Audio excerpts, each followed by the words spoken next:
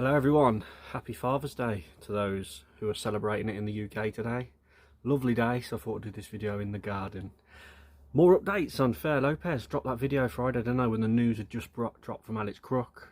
On Saturday, Fabrizio Romano and many others reported that Fer López has already agreed personal terms with Wolves. Sorry to interrupt. Please subscribe if you haven't already. It's free and I'm so close to getting to 9,000 subscribers, but my goal is to get to 10,000 by the end of 2025. It really helps the channel with the algorithm and I'd really appreciate it. Thank you.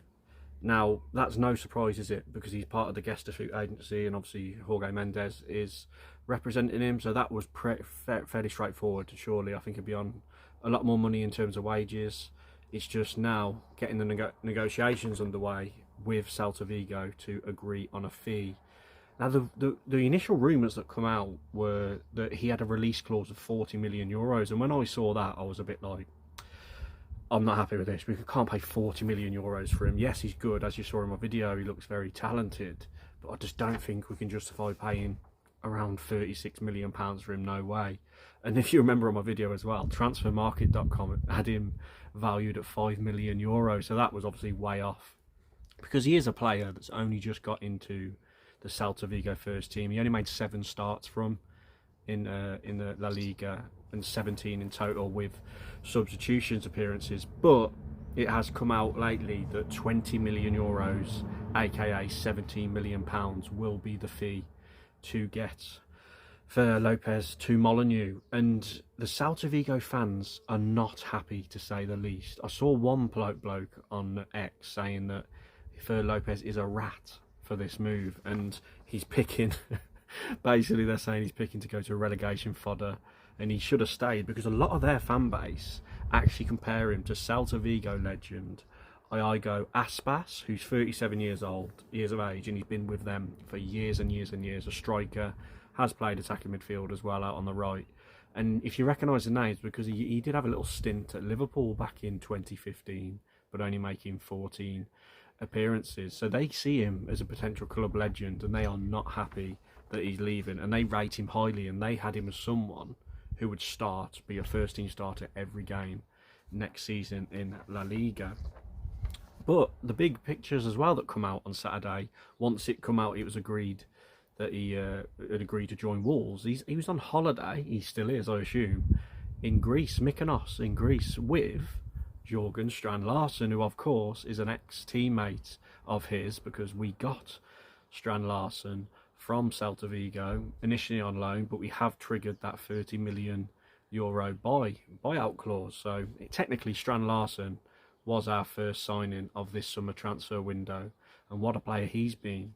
If Fer López can do half of what Strand Larsen has done next season, if he does sign, which you'd assume he is, that would be very good for Wolves, and they'll have a great understanding, won't they, when they play together, as they know each other really well, and clearly are very good friends off the pitch.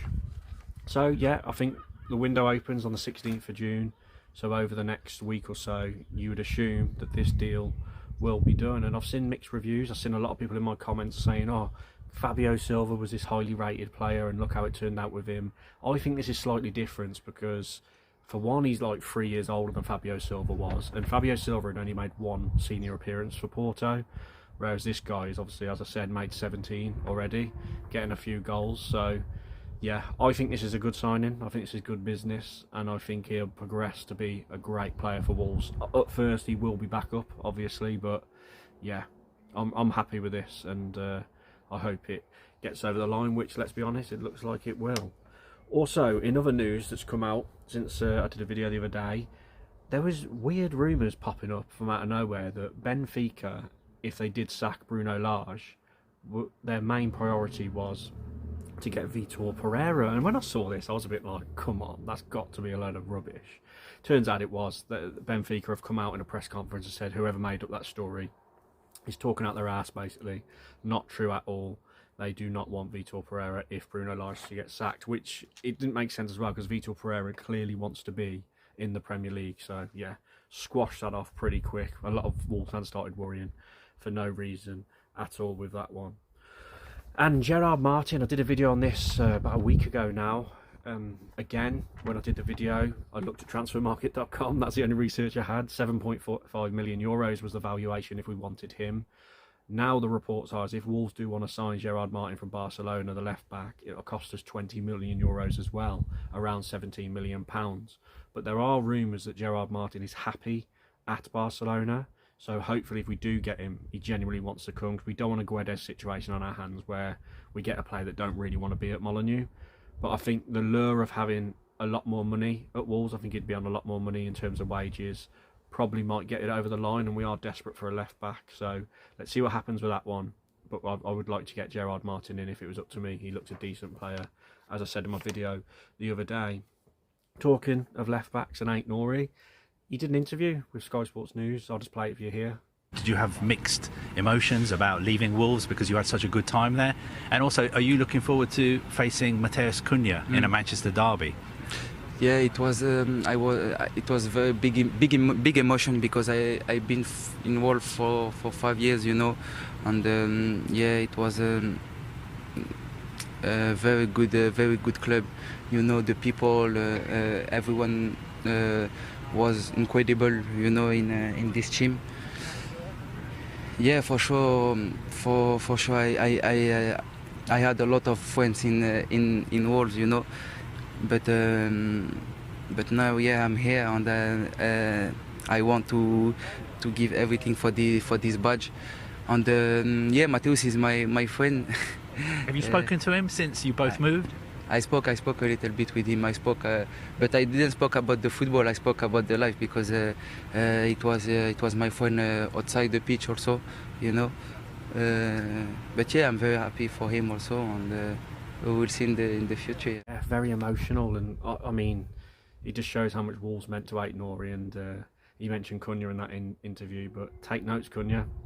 That's what you should be reacting like, and the difference in reception between Ait-Nouri and Cunha is going to be massive. Ait-Nouri will get applauded a lot, as you could tell. The club meant a lot to him, so good luck, Ait-Nouri. It was really nice to see that, I thought.